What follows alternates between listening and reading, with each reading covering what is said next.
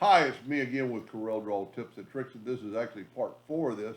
I was just kind of playing around with the other video was loading, trying to make it a little bit more uneven or unsymmetrical forming.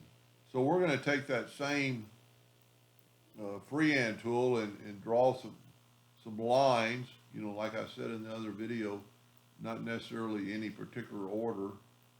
And then what you could do is take an ellipse, and let's draw an ellipse and put it like right there, hit the plus key, put it right there, and then you could take a rectangle and you could angle it and you could put it right here, and then we can break away some lines with the virtual segment delete key.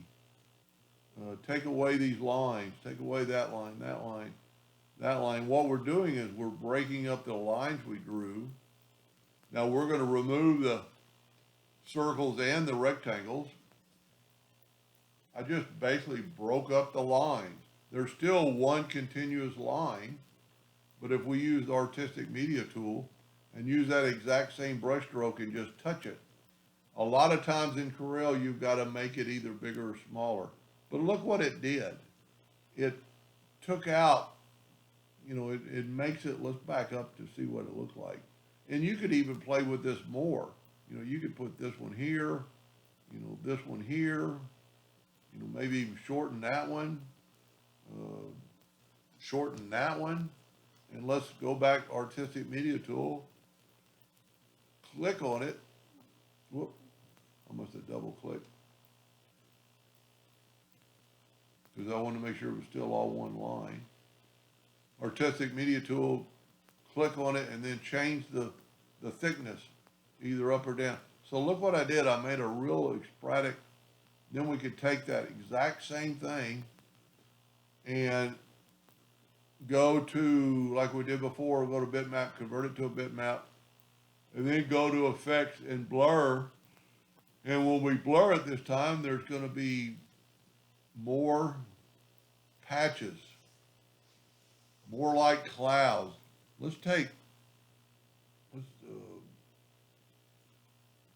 those power clips out and put this new one in there. Now that's one thing I've always had wrong with Corel with power clip. It does that. It leaves a power clip. I've got a video on how to remove that, but I can't really remember right now. So what we're going to do, we're just going to take that block and we're just going to create a new shape the way I would do it. Just take a smart fill tool and fill that in, nudge that over. Then you could actually fill in that other part, preferably with a different color, fill that in, and now you have a new shape if we left click, right click. Now we're going to take our new item. I didn't make it quite thick enough, but we can stretch it. And then while it's grabbed, go to Object, Power Clip, place inside frame, and look what we did. We made a lot. Now don't forget to go to Object, Order, Back of Page.